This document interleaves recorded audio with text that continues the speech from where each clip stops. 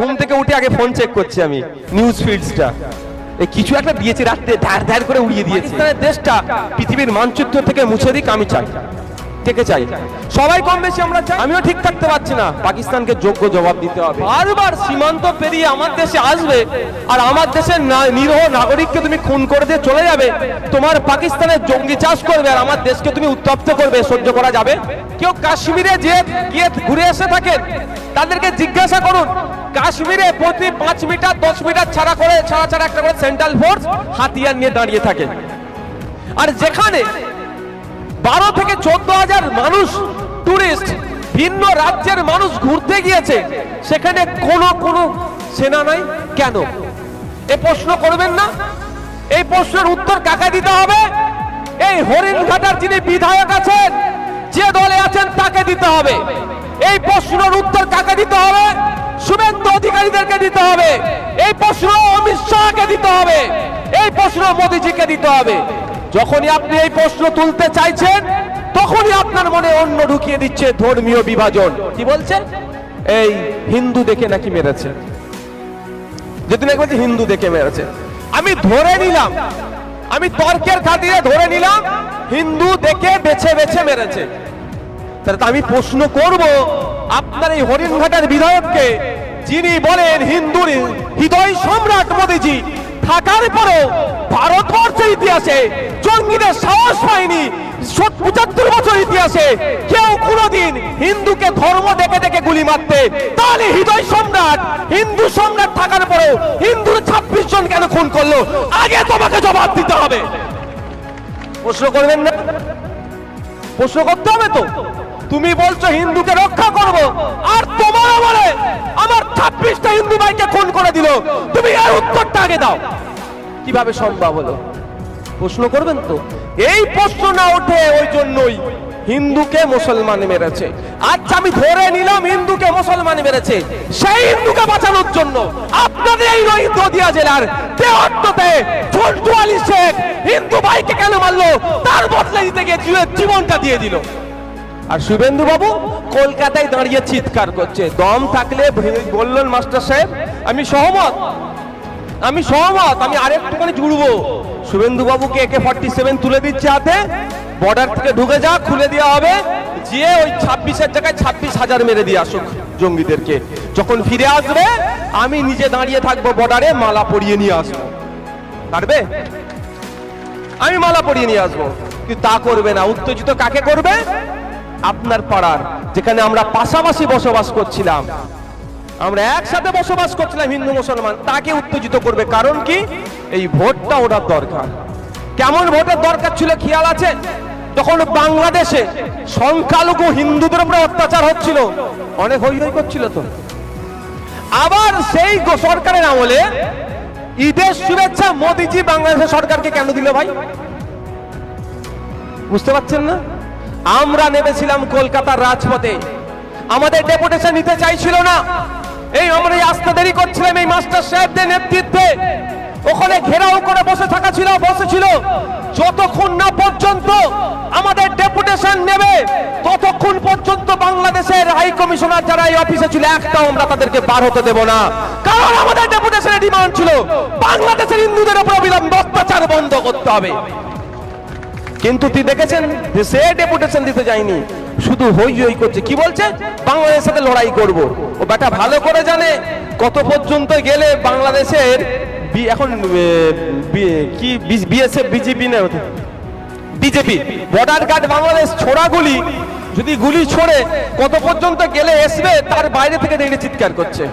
ঠিক ওই সময় বাংলাদেশের একটা পার্টি ত্রিপুরার সীমান্তে এসে, পুরো আসেনি, ও জানে বিএসএফ গুলিটা ছুড়লে কত অব্দি আসতে পারে, তার ওই পারে গিয়ে চিৎকার করছে। মানে ও বাংলাদেশের মানুষকে বলছে তার জাতীয়তাবাদী বাংলাদেশিরা আমার পাশে থাকো, আর এ ভোটের জন্য এই ধরনের নাটক করছে। কি চাল পাঠাবো না, সবজি পাঠাবো না। আমি বলুন, আপনারা এখানে ম্যাক্সিমাম তো সব কিষাণ চাষি ভুষি মানুষ। আপনার উৎপাদিত ফসলটা যদি বাংলাদেশে যায়, আপনার লাভ হবে না লস হবে? লাভ। আর যদি বাংলাদেশে যাওয়া বন্ধ হয় কি হবে? কার ক্ষতি হবে? কৃষকের ক্ষতি হবে। উনি বলছেন চাল সবজি পাঠাবে দেব না। উনি একবারের জন্য বলছে না ঝাড়খণ্ডের গড্ডা, সম্ভবত গড্ডা জেলা থেকে আদানিরা যে কারেন্টটা বাংলাদেশে পাঠাচ্ছে ওটা বন্ধ করে দাও, ওটা বলছে না। বরঞ্চ চাল সবজির থেকে যদি বাংলাদেশের আমাদের ইন্ডিয়া যে কারেন্ট, ইন্ডিয়ার থেকে যে কারেন্টটা যায়, বিদ্যুৎটা যায়, ওটা বন্ধ করে দিলে অর্ধেক বাংলাদেশ অন্ধকারে ডুবে থাকতো, সেটা বলছে না। ও একবারের জন্য বলছে না সব লকগুলো খুলে দেওয়া হোক ফারাক্কা ব্রিজের। কার পেটে মারছে? কার? গরিব। সেটা গরিব হিন্দু মুসলমান নির্বিশেষে। ওরা ওনার বলার সাহস নাই শুভেন্দু বাবুর যে বিদ্যুৎটা বন্ধ করে দাও। কেন বলুন তো? ও আদানি বিদ্যুৎ পাঠাচ্ছে তো, মোদিজিকে বলে কান মুলে দেবে। ঠিক কেমন বলুন তো? এখন বলছে নাকি যুদ্ধ হবে, যুদ্ধ হবে, যুদ্ধ হবে। ঘোড়ার ডিম 14 দিন হয়ে গেল। আমিও ঠিক থাকতে পারছি না, আমিও ঠিক থাকতে পারছি না। পাকিস্তানকে যোগ্য জবাব দিতে হবে। বারবার সীমান্ত পেরিয়ে আমার দেশে আসবে আর আমার দেশের নিরীহ নাগরিককে তুমি খুন করে দিয়ে চলে যাবে। তোমার পাকিস্তানের জঙ্গি চাষ করবে আর আমার দেশকে তুমি উত্তপ্ত করবে। সহ্য করা যাবে? সহ্য করা যাবে? যাবে ভাই? আচ্ছা, আপনারা কে কে চান বলুন তো পাকিস্তানকে, পাকিস্তানের মানে পাকিস্তানের দেশটা পৃথিবীর মানচিত্র থেকে মুছে দিক? আমি চাই। কে কে চাই? সবাই কম বেশি আমরা চাই। পাকিস্তান বলে দেশ আছে, দেশ পৃথিবী থেকে মুছে যাক, চান তো? আমার সাথে আশা করছি সবাই সহমত হবেন।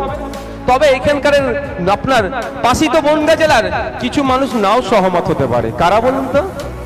যারা রাতের অন্ধকারে আকাইপুর স্টেশনে পাকিস্তানের নামে জয়ধ্বনি লিখতে চেয়েছিলেন, যারা রাতের অন্ধকারে এলাকাকে উত্তপ্ত করার জন্য, এলাকাতে হিন্দু মুসলমানের মধ্যে বিভেদ তৈরি করার জন্য দেশ বিরোধী স্লোগান লিখতে চেয়েছিলেন, তারা চাইবে না। কিন্তু যারা কারা চাইবে? যারা সত্যিকারের সাচ্চা দেশপ্রেমিক। আমি তো বলছি 14 দিন সহ্য হচ্ছে না, আমাদেরকে একবার দায়িত্ব ছেড়ে দিক। ওই আমাদের এখানে আছে বিশ্বজিৎ আছে, নওশাদ সিদ্দিকীর আছে, বুঝে নেবে পাকিস্তানকে কিভাবে জবাব দিতে হবে। আরে আমাদের সেনারা রেডি আছে, আপনাকে বলছি আমাদের সেনারা রেডি আছে, শুধু সময়ের অপেক্ষা। ঝন্টু আলীর মতো লোকেরা রেডি আছে, বাবলু সাতরার মতো সেনারা রেডি আছে, নিজের দেশের জন্য জীবন দিতে প্রস্তুত আছে এই বর্বরদের বিরুদ্ধে লড়াই করার জন্য। কিন্তু দুর্ভাগ্য আমাদের, যিনি নিজেকে 56 ইঞ্চি দাবি করে তিনি এখনো পর্যন্ত কি বলে, কালকে নাকি ইয়ে হবে, কি বলে ওটাকে, মক টেস্ট হবে। কি বলেছে? কি বলেছে? ওই কোথায় লুকোবে, হ্যান করবে, ত্যান করবে। ওই সেই কি হচ্ছে জানেন? করোনার সময় দেখেছিলেন 15 মিনিট লাইট অফ করে দাও, করোনা চলে গিয়েছিল। থালা বাজাও, করোনা চলে গিয়েছিল। কিছু তো একটা মজিয়ে রাখতে হবে। আর শুনছি 14 দিন ধরে বিশাল পদক্ষেপ নেবে, বিশাল পদক্ষেপ নেবে, বিশাল পদক্ষেপ নেবে। আর প্রত্যেকদিন সকালে ঘুম থেকে উঠে আগে ফোন চেক করছি আমি, নিউজ ফিডসটা। এই কিছু একটা দিয়েছে রাত্রে, ধার ধার করে উড়িয়ে দিয়েছে। বিশ্বাস করুন প্রত্যেকদিন সকালে উঠে আমি আগে নিউজটা দেখি, ন্যাশনাল মিডিয়া চ্যানেলগুলোতে দেখি কিছু আপডেট এলো নাকি, 4-5টা পাকিস্তানের এলাকাকে উড়িয়ে দিয়েছে হয়তো, দেখবো। কিন্তু তারপরে কি দেখলাম, সকালে উঠে কি দেখছি, বিশাল বড় পদক্ষেপ নিয়েছে। পাকিস্তানের নাকি 14টা ইউটিউব চ্যানেল বন্ধ করে দিয়েছে। বিশ্বাস করুন আমি জীবনে আজ পর্যন্ত বলছি, আমি ইউটিউবে একটু আসক্ত, মানে এই নিউজ ফিউজ গুলো দেখতে হয় তো, সোশ্যাল মিডিয়াতে একটু আমি আসক্ত, যদি এখন একটু কমিয়ে দিয়েছি। আমি জীবনে আজ পর্যন্ত আমি ইউটিউবে, মানে 2008-এর কথা বলছি, 8-এর কথা, সেই থেকে আমি এখানে চর্চা করি। 8-9-এর কথা বলছি, যখন মাধ্যমিক মানে দেবো যখন ভাব, এখনো পর্যন্ত আমি জীবনে পাকিস্তানের চ্যানেল কি আমি জানতাম না। এই শুনলাম যে 14টা পাকিস্তানের চ্যানেল বন্ধ করে দিয়েছে, বিশাল স্ট্রাইক হয়েছে, পাকিস্তানের পুরো কোমর ভেঙে দিয়েছে। বুঝতে পেরেছেন? তারপরে কি শুনলাম, পাকিস্তানের প্রধানমন্ত্রীর সাথে আমাদের দেশের প্রধানমন্ত্রী ব্লক করে দিয়েছে, আর মেসেজ পাঠাতে পারবেন না। আর আমাদের বাংলা পত্রিকাগুলো আর মেসেজ পাঠাতে পারবেন না, যত চেষ্টা করুন হবে না। হ্যাঁ, আমি মনে করলাম এবার বিরিয়ানি খাওয়ার মনে দাওয়াত দেয়নি, রাগেতে ওই জন্য ব্লক করে দিয়েছে। হয় না ভাই? ছেলে মেয়েরা রাগ পাকলে দেবেন, ব্লক করে দেয়, ডিপি ব্লক করে দেয়, উড়িয়ে দেয় অনেক ক্ষেত্রে দেখবেন। ওই তো হচ্ছে বিরিয়ানি খেতে চাইছে, নাহলে বিনা নিমন্ত্রণে। করাচিতে বিরিয়ানি খেতে কে গিয়েছিল পাকিস্তানে? আমাদের 56 ইঞ্চি, খেয়াল আছে তো? এখন মনে বিরিয়ানি খেতে ডাকছে না, ওই জন্য একবার ব্লক করে দিয়েছে। কিছুদিন পরে ব্লক খুলে দেবে, বললে আসুন এবার বিরিয়ানি খেয়ে যান, নাহলে বিরিয়ানি পার্সেল করে দেবে। কেন বলছি বলুন তো কথাটা? 2019 সালের ঘটনা আপনাদের মনে আছে? মনে আছে তো নাকি পুলওয়ামার অ্যাটাক? আপনার এই নদিয়া জেলার একজন শহীদ হয়েছিলেন, আমার সিআরপিএফ জওয়ান। আমাদের উলুবেড়িয়ার একজন শহীদ হয়েছিলেন, বাবলু সাঁতরা উলুবেড়িয়ার নামটা আমার মনে আছে, এখানে নামটা কি মনে আসছে না এই মুহূর্তে, না ঝন্টু তো ভাই কদিন আগে। তো 2019 সালে পুলওয়ামার অ্যাটাকের পরে আমার দেশ বেশ একগুচ্ছ পদক্ষেপ নিয়েছিল। তার পদক্ষেপের মধ্যে একটা ছিল পানি বন্ধ করে দেওয়ার। যেমন এখন বলছে পানি বন্ধ করে দেবো, ভালো কথা, আমরাও সমর্থন করেছিলাম। এখন পানি বন্ধের কথা বলেছে, এখনো সমর্থন করেছি। কিন্তু আমার জানতে বড্ড ইচ্ছে লাগছে, এখানে সেন্ট্রাল আইবি আছে, আর না হলে এখানকার এমএলএ সাহেবের কাছে ভিডিওটা যাবে, বিধানসভায় আমাকে ডেকে বলবেন, অসীম বাবু, নওশাদ ভাই, অসীম বাবু তো নাকি, হ্যাঁ নওশাদ ভাই, এই আমরা এতদিনের পানিটা চালিয়েছিলাম, 2019 সালে পানি বন্ধ করবেন বলেছিলেন, পানি বন্ধ করে দিয়েছিলেন, হঠাৎ কোন বিরিয়ানির প্যাকেটে, মাটন না চিকেন বিরিয়ানির প্যাকেটে আবার পানি চালিয়ে দিলেন? বুঝতে পারছেন না? কিসের বিরিয়ানিটা এসেছিল? লাহোরের বিখ্যাত বিরিয়ানি। কিন্তু পৃথিবী বিখ্যাত বিরিয়ানি তো আমাদের হায়দ্রাবাদের আছে গো স্যার। আপনি হায়দ্রাবাদ ছেড়ে লাহোরে খেতে যাচ্ছেন?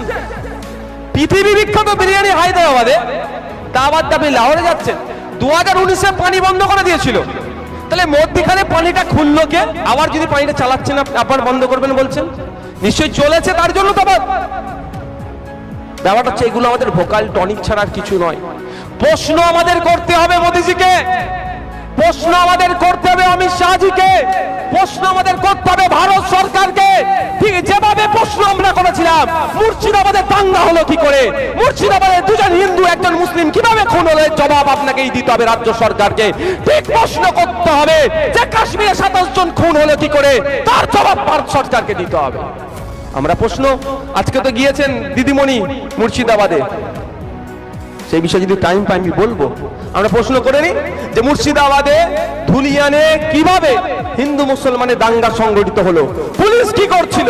পুলিশকে বারবার করে ডাকছিল, যেই বাবা তার ছেলেকে খুন করেছে বাড়িতে মধ্যে ঢুকে, তখন থানাকে বারবার জানিয়েছে যে এখানে কোনো দুর্ঘটনা ঘটতে পারে, পুলিশ কেন আসলো না? আমরা জবাব কার কাছ থেকে চাইবো? মুখ্যমন্ত্রীর কাছ থেকে চাইবো, পুলিশ মন্ত্রীর কাছ থেকে চাইবো। ঠিক একই ভাবে এই কাশ্মীরে যে জঙ্গি হানা হয়েছে, জবাব কার কাছে চাইবো? স্বরাষ্ট্রমন্ত্রীর কাছে চাইবো, প্রধানমন্ত্রীর কাছে চাইবো, দেশ চালাচ্ছে তাদের কাছে চাইবো। কারণ আপনারা বলছেন নাকি পাকিস্তান থেকে এসেছে, যদি আপনাদের কথাই ঠিক হয় তাহলে বর্ডার থেকে 300 কিলোমিটার বড় বড় অস্ত্র নিয়ে এসে এখানে ঢুকে ভারতবর্ষের মাটিতে দাঁড়িয়ে ভারতের নাগরিককে খুন করে গায়েব হয়ে গেল। আপনারা কি করছিলেন? জবাব আগে আপনাদের দিতে হবে। এই প্রশ্ন যখনই আপনি করছেন, আপনার মনের মধ্যে বীজ ঢুকিয়ে দিচ্ছে, কি বলছে?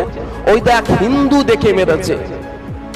মানে প্রশ্ন করার দরকার ছিল কেন মারলো, তার আগে প্রশ্ন করিয়ে দিচ্ছে কি ও হিন্দু দেখে মেরেছে। কিন্তু হিন্দু দেখে মারার টাইমটা পেলে কি করে একবার মাথায় আসছে কি আমাদের? এত টাইমটা কে দিল? আমি কদিন আগে দক্ষিণ 24 পরগনা একটা প্রোগ্রামে গিয়েছিলাম, ওখানে আমার এক পার্টির নেতার সাথে দেখা হলো। সে ওই প্যালগাঁওতে গিয়েছিল, বললো ভাইজান ওখানে এত চেকিং, আপনি ভালো মানুষ ভয় পেয়ে যাবে। আমি কেমন? আমি তো কোনোদিন কাশ্মীরে যাইনি। বলছে আমরা ঘোড়া থেকে ঘোড়া চড়ে উপরে উঠতে হয়, যখন ঘোড়ায় চড়তে যাবা সেনা চলে আসলো, আপ কাহা সে আয়ে হো, কিস লিয়ে আয়ে হো, আইডি কার্ড দিখাও। একবার চেক হয়ে গেল। বললো যে যখন আমরা ঘোড়া থেকে নামলাম, যে পার্কের মধ্যে হয়েছে ওই পার্কের টিকিট কেটে ঢুকতে হয়। যখন টিকিট কেটে ঢুকতে যাব আবার সেনা চেক করলো তাদেরকে। পার্কে ঢুকে ঘুরছে, হঠাৎ সেনা এসে হাজির, আবার জিজ্ঞাসা করছো কাহা সে আয়ে হো, কিস লিয়ে আয়ে হো, আইডি কার্ড দেখাও, এইরকম কথা বলছি। যদি এত এখানে নিরাপত্তা আটোসাটো থাকে তাহলে আপনি বলুন, তাহলে ওই দিনকে প্রায় 12 থেকে 14,000 মানুষ ছিল, ওখানে কেন নিরাপত্তা ছিল না? আসলো বড় বড় হাতিয়ার, ছোট পিস্তল নয়, বড় বড় হাতিয়ার নিয়ে আসলো, এসে পার্কের গেট লাগিয়ে গুলি চালালো, আবার গায়েব হয়ে গেল। এগুলো একটু সাধারণ মানুষ বুঝতে পারছেন না। আপনি যাতে না প্রশ্ন করেন মোদিজিকে, আপনি যাতে না প্রশ্ন করেন শুভেন্দু অধিকারীদেরকে, আপনি যাতে না প্রশ্ন করেন অসীম বাবুদেরকে, সেই জন্য আপনারা আমার মধ্যে ধর্মীয় টেনশন ঢুকিয়ে দিল। কি হিন্দুকে দেখে মেরেছে? হ্যাঁ মেরেছে, যে মেরেছে তাকে বেটাকে ছাড় হওয়া না হয়। আমি তো চাইছি, আমাদের পার্টি চাইছে ও পাকিস্তান, আফগানিস্তান, মহারাষ্ট্র, আপনার যুক্তরাষ্ট্র, বাংলাদেশ, পৃথিবীর যে প্রান্তে থাকুক না কেন, ও বেটাকে খুঁজে বার করে নিয়ে আসতে হবে ভারত সরকারকে। নিয়ে এসে 6 মাসের মধ্যে ফাস্ট ট্র্যাক কোর্টে বিচার করে ওকে ফাঁসিতে ঝুলাতে হবে। এটা আমরা দাবি করছি। ওই যাবজ্জীবন জেলে থাকবে ওতে নয় ভাই, ও আমার দেশের টাকা, আপনার আমার ট্যাক্সের টাকা, ওকে ডাল ভাত খাইয়ে কেন বাঁচিয়ে রাখবো ভাই? ওকে ফাঁসিতে ঝুলাতে হবে। এই প্রশ্নটা যাতে না ভারতবর্ষ করে, এই প্রশ্নটা যাতে না ভারত করে, সেই জন্য ধর্মীয় বিভাজনে ঢুকিয়ে দেওয়া হলো। এরাও তো হচ্ছে, ধর্ম থেকে হত্যা করেনি। পুরুষোত্তম রাম ঠাকুরের নামে হত্যা করে দিচ্ছে, তার নামে না স্লোগান দিলে মেরে দেবো। পুরুষোত্তম রাম ঠাকুরের জীবন চরিত্র পড়তে হবে আগে। তিনি প্রজাহিতৈষী ছিলেন, প্রজাদের জন্য তিনি তার সংসার ধর্ম ছেড়ে দিলেন, আর সেই রাম ঠাকুরের নাম নিয়ে মানুষকে খুন করছে। এরও বিরুদ্ধে তো আমরা।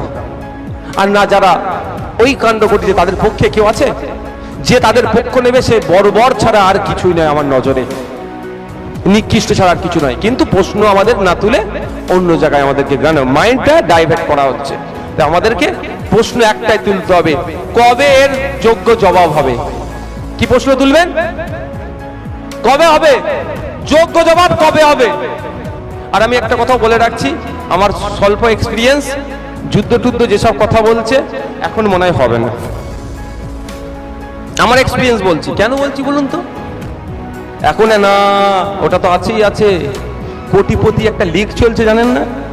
এটা কত বড় নির্লজ্জ। আমি নির্লজ্জ বলবো, যেদিন কি আমার দেশের 26টি নাগরিককে শহীদ করলো, সেই দিনকে এরা খেলা চালিয়ে গেছে অসভ্যগুলো। ওদের বিজনেসটার আগে বলছে এরা হিন্দু হিন্দু ভাই ভাই। শুভেন্দু বাবু নাম কি শুনেছি, বেশ কিছু পেট্রোল পাম্প আছে, তো পেট্রোল পাম্পের সামনে তো লিখে দিতে পারে হিন্দুদের জন্য শুধু পেট্রোল বিক্রি করব, তাই না? তো হিন্দু হিন্দু ভাই ভাই বলছে, যে মুসলমানদের পেট্রোল বিক্রি নেই, লিখতে পারবে? সাহস আছে? তাহলে তো জানবো বাপের বেটা সত্যি হিন্দুদের জন্য ভাবছে। আর আমার আগে মাস্টার সাহেব হিন্দু রাষ্ট্রের কথা বললে, হিন্দু রাষ্ট্র তো পরে হবে। এখন হিন্দু রাষ্ট্র হওয়ার আগে হিন্দুদেরকে ফ্যাসিলিটি দিত। মুসলমানরা 110 টাকা পেট্রোল ডিজেল কিনবে, হিন্দুরা 60 টাকায় কিনুক, ব্যবস্থা করতে বলুন। তাহলে তো জানবো ক্ষমতা এলে সত্যি হিন্দুরা সুখে থাকবে।